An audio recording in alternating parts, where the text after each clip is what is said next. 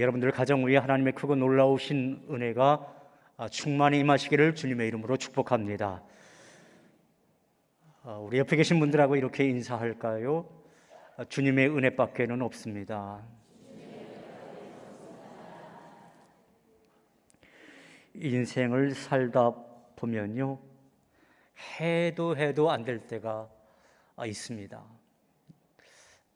이것을 해도 안 되고 저것을 해도 안 되고 뭘 해도 안 되는 때가 있더란 말이죠. 여러분, 왜 그럴까요? 왜 열심히 살고 있는데, 내가 최선을 다하며 사는데 왜 안 되는 걸까요?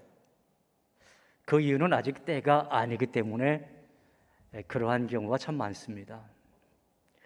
어릴 적 고향에서 있었던 일이에요. 제가 초등학교 저학년 때까지 어느 시골집에나 그렇듯이 집에 수도가 없었어요. 그래서 집 앞에 이제 그 펌프 있잖아요. 저 화면을 한번 보여주시죠. 펌프, 흑백 사진. 저 펌프에다가 물을 붓잖아요. 그 물을 무슨 물이라고 하죠? 마중물이라고 하죠. 이 마중물을 넣어서 물을 막 이렇게 퍼 올리곤 했던 그 기억이 있습니다. 그리고 그 물을 퍼 올릴 때면 연약한 제 팔에 알통이 이따만씩 그냥 생기고 그렇게 했던 그러한 기억이 있어요. 그러다가 집에 이제 수도를 놓았는데 이게 얼마나 편리하던지요. 수도꼭지만 딱 틀면 물이 쏟아지는데요. 이거 완전히 딴 세상인 거예요. 그런데 어느 추운 겨울날 이 수돗물이 안 나오는 겁니다. 왜 안 나오는 것일까요? 얼어서, 땅이 얼어서. 그래서 아버지가 그 온파이프를 녹여보겠다고 별의별 거 다 동원합니다. 토치램프에 땅에 불을 막 쏘아 보기도 하고요. 뜨거운 물 끓여서 그거를 이제 부어 보기도 하고, 하여간 별의별 방법을 다 동원해도 그 파이프를 녹일 방법이 없는 거예요. 한번 얼어붙었던 그 땅 속에 그 파이프를 녹일 수가 없는 겁니다. 그야말로 해도 안 되는 겁니다. 그런데 그렇게 녹여보려고 별수를 다 써보아도 안 되던 수도가 어느 순간 저절로 풀려질 때가 있더라고요. 바로 봄바람이 불어올 때. 이 따뜻한 봄바람이 불기 시작하면, 그러면 열어놓았던 그 수도꼭지에서 물방울이 한 방울 두 방울 떨어지기 시작하다가 마침내 물이 콸콸 쏟아지기 시작하는 거예요. 얼마나 신기하던지요. 어린 시절 그 제 마음속에 이게 참 신기하구나 그런 생각이 들었습니다. 그렇게 안 되던 것이 때가 되니까 저절로 해결되더라는 거예요. 여러분, 우리 인생도 마찬가지인 것 같아요. 우리 인생에도 사시사철이 있잖아요. 인생에 사계절이 있습니다. 아무리 애를 쓰고 아무리 노력해도 꼭 안 되는 때가 있다는 말이죠. 자, 그렇다면 여러분은 인생의 그 사계절 가운데, 봄, 여름, 가을, 겨울 가운데 어느 때를 지내고 계신가요? 언젠가 책을 읽다가 안산 제1교회 원로 목사님이신 고은 목사님의 글을 읽은 적이 있어요. 그 목사님도 저처럼 오랜 시간 동안 암투병을 하신 분이셨기에 그분의 영성을 배우고 싶어서 그분의 글을 자주 대하곤 합니다. 그분이 쓴 글 중에 인생의 사계절이라고 하는 글이 있습니다. 그래서 이 글을 여러분들에게 소개해 드릴게요. 1년은 365일이다. 사람이 평균으로 날마다 유지할 체온이 36.5도다. 1년 속에는 사계절이 있다. 봄, 여름, 가을, 겨울이다. 봄은 보라고 하는 계절이다. 겨울에 움츠렸다 생명으로 약동하는 모든 생명체와 아름다운 자연을 함께 보고 서로를 함께 보고 서로 사랑하라고 봄이 오는 것이다. 여름은 열나는 계절이다. 창문을 열고 마음을 열고 성과 벽을 쌓지 말고 서로가 진실하게 열매 삶을 살라고 주어진 계절이 바로 여름이다. 가을은 모든 것이 갈 곳으로 가도록 보내고 갈아엎는 계절이다. 알곡은 곡간으로 쭉정이는 걸음으로 간다. 떠나는 것은 떠나게 하고 오는 것은 오게 하라. 이것이 인생의 흐름이다. 이것이 없다면 이 세상은 쓰레기장이요 썩음이 될 것이다. 그것을 위해 인생의 가을도 갈아엎는 회개가 필요하다. 겨울은 겨우겨우 사는 계절이다. 지난날 화려한 잎도 꽃도 열매도 다 내려놓고 혹독하게 추운 환경을 겨우겨우 살아낸다. 인생의 겨울이 오면 우리도 그리 살자. 저는 고은 목사님의 글을 읽으면서 겨울은 겨우겨우 사는 계절이다라고 하는 말씀에 공감이 되었습니다. 여러분은 어떠실는지 모르지만 암 환자에게 있어서 겨울은 겨우 사는 계절입니다. 왜냐하면 면역력이 한없이 낮아지는 시기이기 때문입니다. 그래서 재발이 오고 전이가 오고 또 여러 가지 합병증이 찾아오는 시기가 꼭 바로 이 겨울입니다. 저에게도 매해 겨울은 힘이 들었습니다. 지금도 면역력 문제로 어려움을 많이 겪고 있는데요. 그래서 때로 이런 생각이 든 적도 있었습니다. 내가 내년 봄 다시 맞이할 수 있을까? 저 월드컵 공원에 피어나는 그 들꽃들, 들풀들 다시 볼 수 있을까? 그렇지만 저는 매년 이렇게 다시 봄을 경험하곤 합니다. 여러분, 우리가 살아가면서 인생의 겨울을 만날 때가 있습니다. 나의 힘으로는 아무것도 할 수 없는 무능력감을 느낄 때가 꼭 있다란 말이죠. 그래서 고독하고요. 그래서 좌절하고요. 그래서 삶을 송두리째 포기하고 싶은 그런 인생의 겨울을 만날 때가 있습니다. 그러나 여러분, 봄은 다시 찾아오기 마련입니다. 여러분, 하나님의 사람은 어떤 사람입니까? 다양하게 말할 수 있지만 저는 이 하나님의 사람에 대해서 이렇게 정의를 드리고 싶습니다. 인생의 겨울을 만날지라도 믿음으로 다시 봄을 기다리는 사람들, 세상 사람들이 보기에 충분히 약하고 부족해 보일지라도 다시 일어나 봄을 맞이하는 사람들, 그들이 바로 하나님의 사람들인 줄로 믿습니다. 때로는 우리 가운데 물질의 어려움이 있습니다. 그러나 우리는 그 어려움을 통해서 하나님을 더 처음 봤습니다. 육체의 약함이 있어요. 그러나 우리는 그 육체의 약함을 통해서 더 하나님 앞에 간절히 나아가게 됩니다. 그것은 약한 것이 아니라, 무능한 것이 아니라 하나님을 향해서 강해지는, 하나님을 통해서 더 새로워지는 그런 새로운 전환점이 된다라는 것입니다.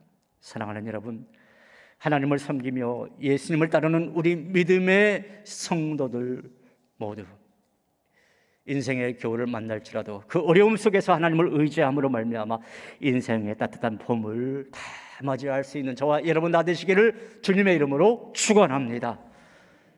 오늘 우리는 인생의 겨울을 만나서 삶의 위기를 겪게 되는 여호수아의 그 모습을 보게 됐지요.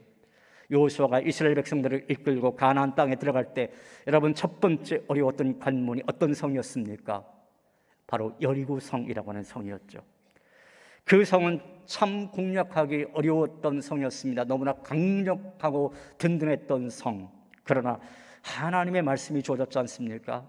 하나님의 말씀대로 성 주위를 돌다가 큰 소리로 외치니까 그 여리고 성이 무너지게 되었습니다. 그래서 이스라엘 백성들이 큰 승리를 거두게 되었죠. 인간적으로 이해가 되지 않았지만 하나님의 능력으로 여리고 성을 그렇게 점령하게 되었던 것이죠.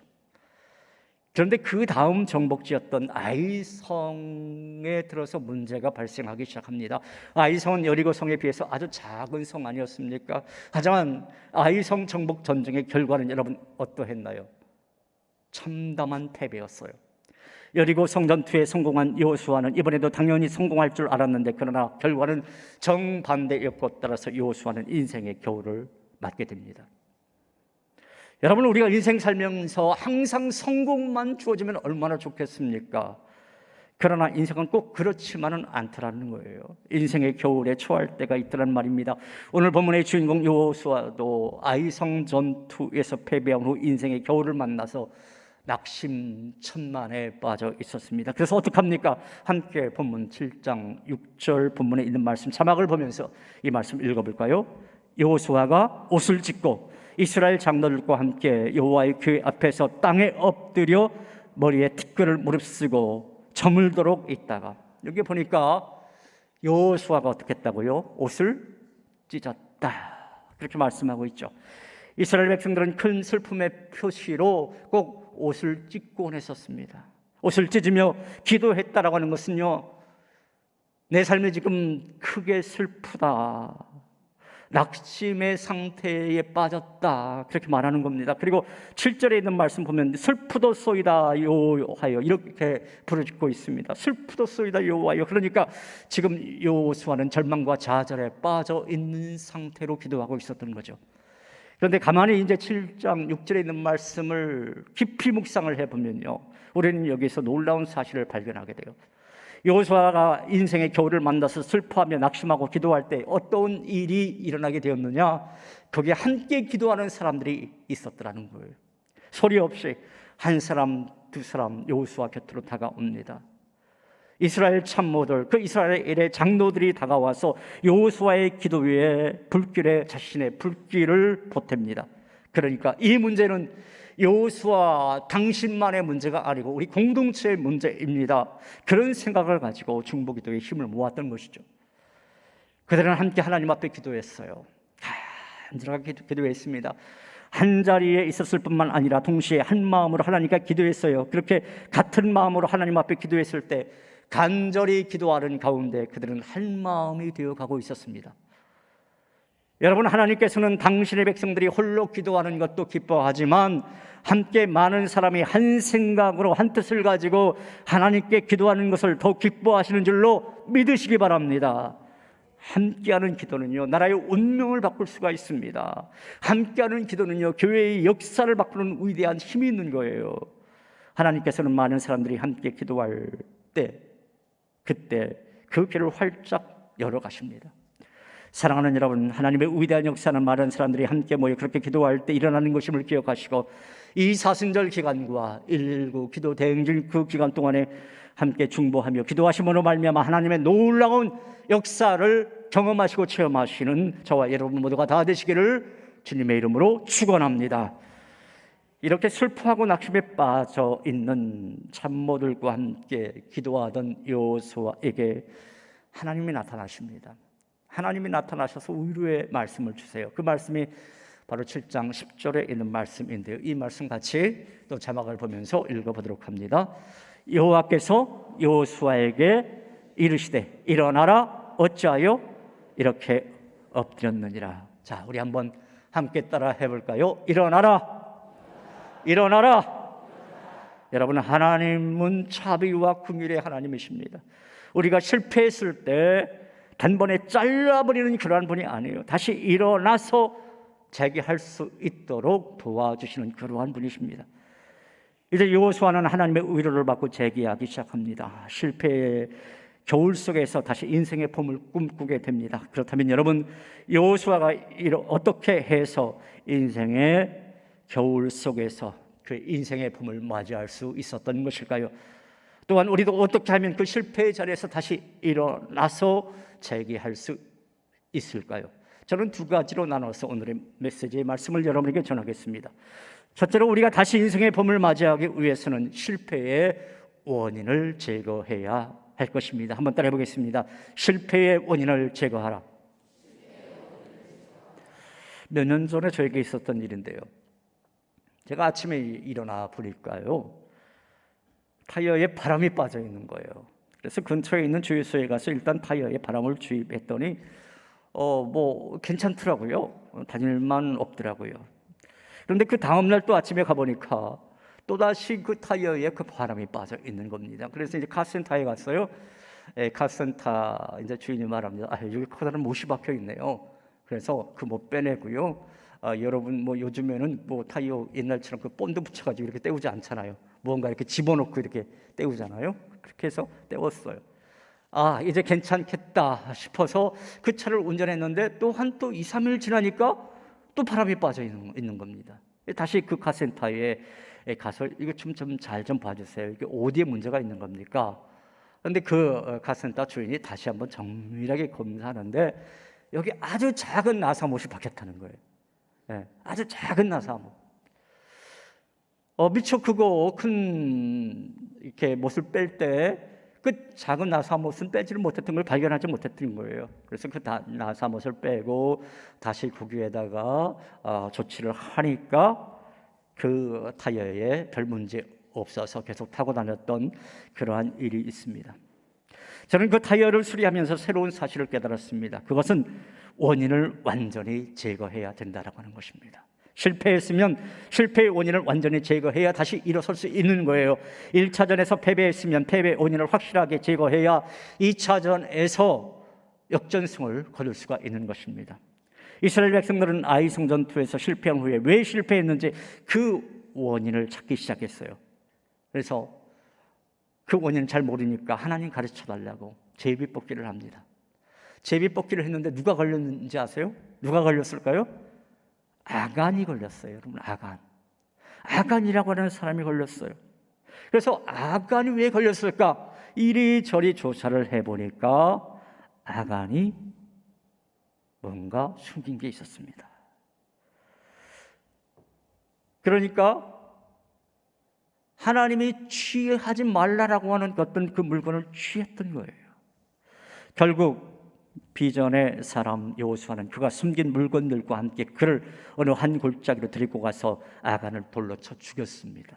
그리고 그가 노력해서 숨긴 아름다운 외투 한 벌과 또 은 20세겔과 50세겔짜리 그 금덩어리들을 전부 다 모아놓고 어떻게 했는지 아세요? 다 불살라버렸어요. 그리고 그 골짜기 이름을 저 화면에 보듯이 아골 골짜기라고 불렀습니다. 아간의 해골이 있는 골짜기, 아골 골짜기. 여러분 찬송가에도 그 이름이 나오잖아요. 아골 골짝. 그다음 뭐죠? 빈들에도 복음 들고 가오리다. 아골 골짝.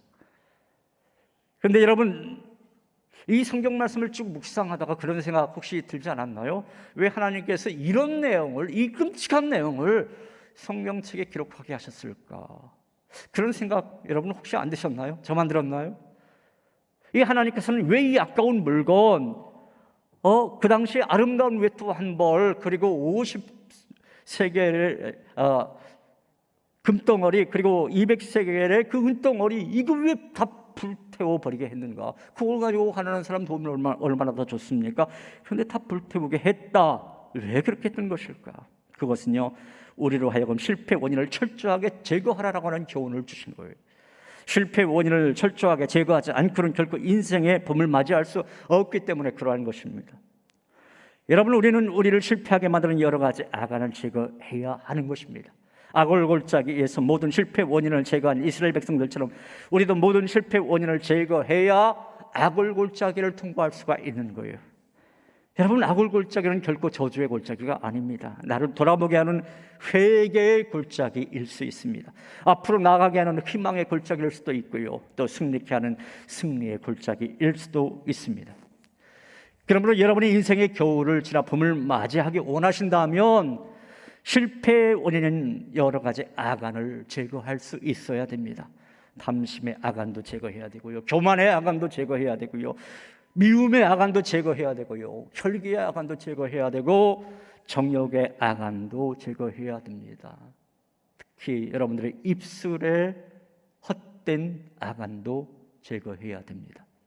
사랑하는 여러분, 아간을 제거한 후에 아이성을 정복한 이스라엘 백성들처럼 우리 안에 있는 실패 원인들을 다 제거함으로 인생의 겨울을 보내고 다시 봄을 맞이하는, 또한 다시 힘차게 일어서서 하나님의 사역을 잘 감당할 수 있는 저와 여러분 다 되시기를 주님의 이름으로 축원합니다. 둘째로, 우리가 다시 인생의 봄을 맞이하기 위해서는 낙심을 용기로 바꿀 수 있어야 할 것입니다. 한번 따라 해볼까요? 낙심을 용기로 바꾸자.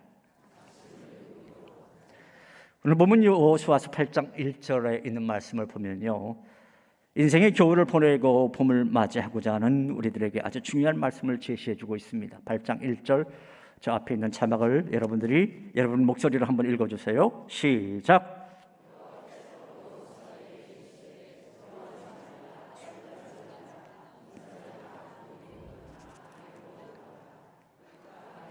아이 왕과 그의 백성과 그의 성읍과 그의 땅을 다 내 손에 넘겨 주었으니. 지금 여호수아는 아이성에서의 전투에서 패배하여 크게 낙심한 상태였어요. 그러나 하나님께서는 여호수아의 마음속에 있는 낙심을 제거하고 용기를 갖고서 다시 올라가라 명하십니다. 그리고 어떤 말씀을 덧붙여 주셨나요? 내가 아이 왕과 그의 백성과 그의 성읍과 그의 땅을 다 내 손에 넘겨 주었다. 아니 이게 무슨 말인가요? 아직 전쟁 시작하지 않았는데 다 넘겨주었다는 거예요. 그 믿음 갖고 가라.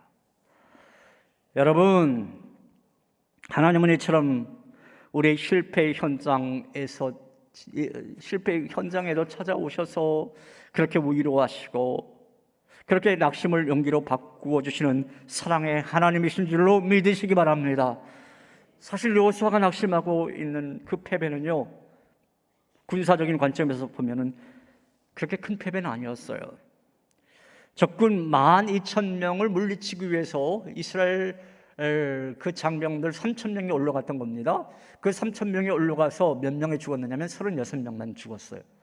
자, 12,000명을 물리치기 위해서 3,000명이 올라가서 36명이 죽었다. 여러분, 이거 전쟁에서 크게 진 전쟁입니까? 여러분 생각 어떠세요? 별로 아니잖아요, 그죠? 그거 그렇게 큰 실패 아닙니다. 하지만요, 여호수아와 이스라엘 백성들이 낙심하고 있었어요, 크게.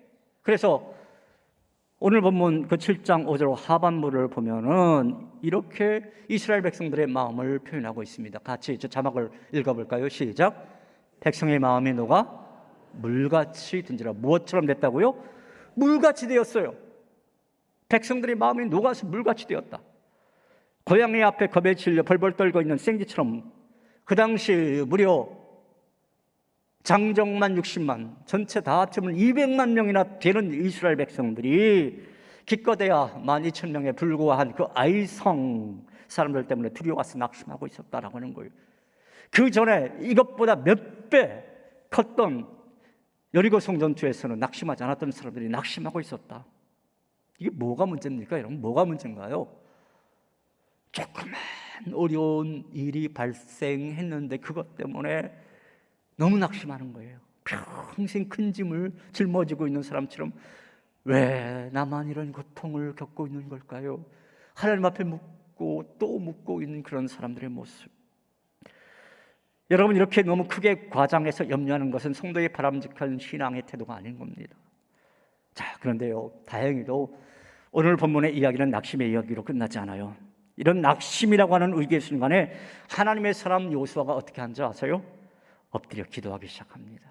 기도하기 시작해요. 하나님께로부터 용기의 말씀을 듣고자 지금 여호수아가 간절히 기도합니다. 그래서 여호수아는 하나님께로부터 음성을 듣잖아요. 어떤 음성을 들었습니까? 두려워하지 말라, 놀라지 말라, 내가 너와 함께 하노라. 전 여러분, 이 말씀이 여러분에게도 임하시기를 주님의 이름으로 축원합니다. 두려워하지 말라는 거예요. 놀라지 말라. 누가 여러분과 함께 하신다고요? 하나님이 함께 하신다는 거예요. 능력의 하나님이. 여호수아가 그 하나님의 음성을 들었습니다. 여러분, 우리도 여호수아처럼 실패라고 하는 위기의 순간을 벗어나기 위해서는 과거의 실수와 잘못을 회개하는 것도 꼭 필요하지만 더욱 중요한 것은요, 하나님의 음성을 듣기 위해서 기도의 자리로 계속 나가는 겁니다. 이게 꼭 필요한 겁니다. 그러므로 우리는 어떤 상황에서도 시험에 빠져서 낙심을 해서는 절대로 안 될 것입니다. 여호수아처럼 기도하는 가운데 이 낙심을 극복할 수 있는 하나님의 음성을 들려달라고 간절히 기도하는 자세가 꼭 있어야 할 것입니다. 사랑하는 여러분, 우리의 상황이 최악의 상황에 빠진다 할지라도 천국의 소망을 품고서 기도하는 가운데 모든 시험과 낙담을 깨뜨리는 여러분들 다 되시기를 간절히 소망합니다. 예수 전도단 그 YM이라고 하는 그 단체를 설립하신 로렌 커닝햄 목사님의 이야기를 여러분들에게 들려드릴게요. 이 로렌 커닝햄 목사님이 하나님의 부름을 받고 처음 국제 예수 전도단을 설립하려고 하실 때 일이었습니다. 로렌 목사님은 아내인 달린 사모님과 함께 모든 것 다 내려놓고 오직 그 하나님의 말씀에 순종하고자 결심을 했습니다. 다 내려놓고 미국 애리조나에서 캘리포니아로 이제 밤에 이제 운전하고 가는데 그만 큰 일이 일어나게 된 거예요. 무슨 일이 일어났던 걸까요? 교통사고가 일어난 겁니다. 그 밤에 고속도로에서요. 대형 교통사고가 일어나서 그 목사님과 사모님이 탄 자동차가 고속도로 옆으로 굴러 떨어졌습니다. 유리창 다 깨지고 목사님은 차 밖으로 튕겨 나가시고 말았습니다. 얼마나 시간이 지났을까요? 목사님이 간신히 정신을 차리고 보니까 아무도 없는 황량한 들판에서 몸은 이미 만신창이가 되어서 여기저기가 깨어지고 찢어지고 뼈에 금이 가고 피가 흘리고 있었습니다. 그런데 사모님이 더 문제였어요. 뭐냐면 사모님이 머리 뒤쪽에 큰 상처를 입고 가만히 보니까 숨을 안 쉬는 겁니다. 이미 호흡이 멎은 상태였습니다. 사실 이 일이 있기 전에 로렌 목사님께는 몇 가지 솔깃한 제안이 있었습니다. 제법 큰 대형 교회에서 담임 목사로 와달라고 하는 그런 청빙도 있었고요. 그리고 이곳저곳에서 같이 사역하자라고 하는 그러한 요청 사항도 있었지만 모든 걸 다 내려놓고 오직 세계 선교를 위해서 국제 예수 전도단 위에서 다 포기했는데, 그런데 이게 뭡니까? 이 결과가 이게 뭔가요? 사랑하는 아내마저 하나님이 데려가신 겁니다. 그래서 한동안 서럽게 펑펑 울고 있는데 누군가 목사님을 부르는 소리가 들리는 거예요. 분명히 아무도 없는 그런 텅 빈 벌판이거든요. 그런데 로렌 부르는 겁니다. 목사님은 주변을 이리저리 돌아보다가 문득 이 음성이 하나님의 음성이구나라고 하는 사실을 깨닫게 됩니다. 그래서 네, 주님 말씀하십시오. 그러자 주님의 음성이 다시 들려오는 거예요. 그런데 그 말씀은 로렌, 이래도 계속 네가 나를 섬길 수가 있겠냐, 그렇게 말씀하시는 거예요. 이래도 내가 계속 나를 섬길 수가 있겠냐 물으시는 겁니다. 목사님은 눈물을 흘리면서 이런 대답을 합니다. 주님, 왜 그런 말씀을 저에게 하시는 겁니까? 이제 제게는 남은 것 아무것도 없고 오직 주님뿐입니다. 예, 주님, 이래도 주님을 섬기겠습니다. 그럴지라도 주님 섬기겠습니다. 이제 제 인생 남은 것이라고는 제 목숨밖에 없는데요, 이것마저도 원하신다면 아낌없이 주님 앞에 드리겠습니다. 아내 시신 끌어안고요, 눈물 펑펑 흘리면서 그렇게 하나님 앞에 대답합니다. 그러자 잠시 후에 주님이 다시 말씀하시는 거예요. 내 아내 달렌을 위해서 기도하라. 이미 싸늘한 시신이 되었잖아요. 죽어 있잖아요. 그런데 그 아내를 위해 기도하라고 하는 거예요. 목사님은 아내가 죽었다고 생각하고 있었는데, 그런데 아내를 위해 기도하라? 이거 분명히 하나님의 뭔가 뜻이 있겠다 싶어서 순종하고 아내를 위해 기도하는데요, 갑자기 아내의 그 기도가 탁 열리면서 킥킥거리더니 숨을 쉬기 시작하는 거예요. 그뿐만 아니라 아무도 없던 그 황량한 들판, 그 들판에 저쪽에서 구급차가 사이렌을 울리면서 다가오는 것이었습니다. 할렐루야. 그 달린 사모님은 몇 차례 수술을 받은 뒤에 기적처럼 회복되었어요. 그래서 저렇게 로렌 커닝햄 목사님과 달린 사모님 저렇게 아주 노년까지 해로하면서 지금도 살아서 얼마 전에는, 몇 년 전에는 그 사랑의 교회에 오셔서 말씀도 전하시고 그러셨습니다. 이 일을 겪은 후에 로렌 목사님은 정말 모든 것 다 하나님 앞에 맡기고 오직 하나님 한 분만 의지하며 지금까지 헌신하고 계십니다.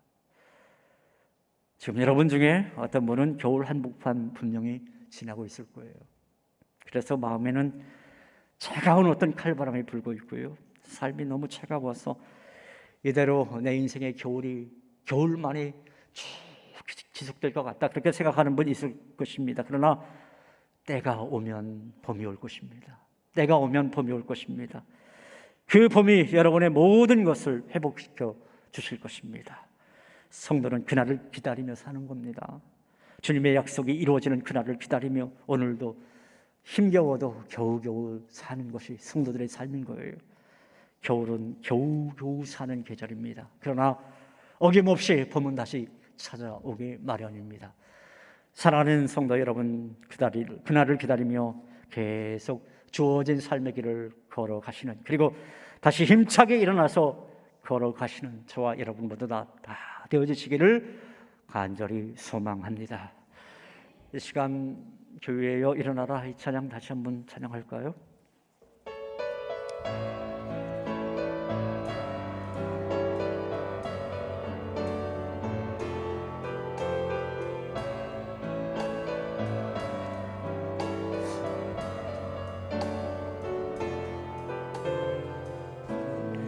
일어나라, 주께서 부르시니 두려움과 실패 내려놓고 교회여 일어나라, 교회여 일어나라, 교회여 일어나라. 주께서 부르시니 늘 부르신 삶의 자리에서 교회여 일어나라. 우린 세상의 빛, 세상의 빛, 하나님의 편지, 주의 교회를 통해 세상이 주를 보리라. 일어나라, 일어나라. 아버지 사랑으로, 아버지 능력으로 서로 하나 되어 그 빛을 비추라. 노래하라 아버지의 사랑을, 아버지의 크심을 이 삶의 노래로 주님을 나타나. 우리 양손 높이 들고 일어나라, 일어나라. 아버지 사랑으로, 아버지 능력으로, 아버지 능력으로 서로 하나 되어 그 빛을 비추라. 노래하라, 노래하라 아버지의 사랑을. 아멘. 아버지의 크심을 이 삶의 노래로 주님을 나타내라. 일어나라, 일어나라, 일어나라, 일어나라. 할렐루야. 하나님 앞에 영광 박수 올려드립니다. 낭만주의 시대의 대표적인 작가 중에 한 사람인 윌리엄 블레이크라고 하는 분이 있어요. 이분이 이제 이런 글을 썼습니다. 아주 제가 많이 은혜 받는 그러한 구절인데요. 하늘의 모래 속에서 우주를 보고 들판에 핀 한 송이의 꽃에서 천국을 본다. 그대의 손바닥에 무한을 주고 찰나의 시간 속에서 영원을 보라. 저는 이것이 예수님을 만나는 자의 삶이라고 생각해 봅니다. 고난 중에서도 예수님을 만남으로 영원한 세계, 하늘의 기쁨을 누리는 삶 말입니다. 여러분 중에도 지금 인생의 겨울을 만나서 힘들어하는 분들 분명히 계실 거예요. 누구도 이해할 수 없고 누구도 대신할 수 없는 나만의 아픔이 여러분 가운데 분명히 있을 겁니다. 그러나 우리 주님은 여러분의 그 아픔과 여러분의 그러한 고민과 여러분의 외로움을 다 아십니다. 그 주님이 여호수아에게 말씀하셨듯이 일어나라, 내 사랑하는 아들아, 내 사랑하는 딸아, 일어나라. 그렇게 말씀하기 원하세요. 그리고 너의 어려움을 나와 함께 한번 이야기해 보자꾸나, 그렇게 말씀하시기 원하십니다. 그리고 잘못된 길을 수정하고 다시 최선을 다해서 그 길을 가라, 그렇게 명하십니다. 사랑하는 여러분, 절망의 자리에서 주저앉아 있는 것이 아니라 다시 일어나서 인생의 아름다운 봄을 맞이하는 저와 여러분 다 되시기를 주님의 이름으로 축원합니다. 하나님, 우리 성도들의 삶 가운데 인생의 겨울을 만나 어려움에 처해 있는 분들 많이 있습니다. 이리 둘러보아도 저리 둘러보아도 도와줄 사람도 없고 솟아날 또 회복될 기미도 없고, 그래서 너무나 낙심에 빠져 있는 그런 상태의 상황에 있는 사람들이 있습니다. 그러나 주님 오늘 말씀하셨습니다. 너 다시 일어나라, 일어나라. 두려워하지 말고 놀라지 마라. 내가 너와 함께 한다. 주님 그 약속, 그 말씀 부여잡고 다시 일어서서 아름다운 봄을 맞이할 수 있는 우리 모든 성도들 되게 하여 주시옵소서. 예수님 이름으로 기도하옵나이다. 아멘.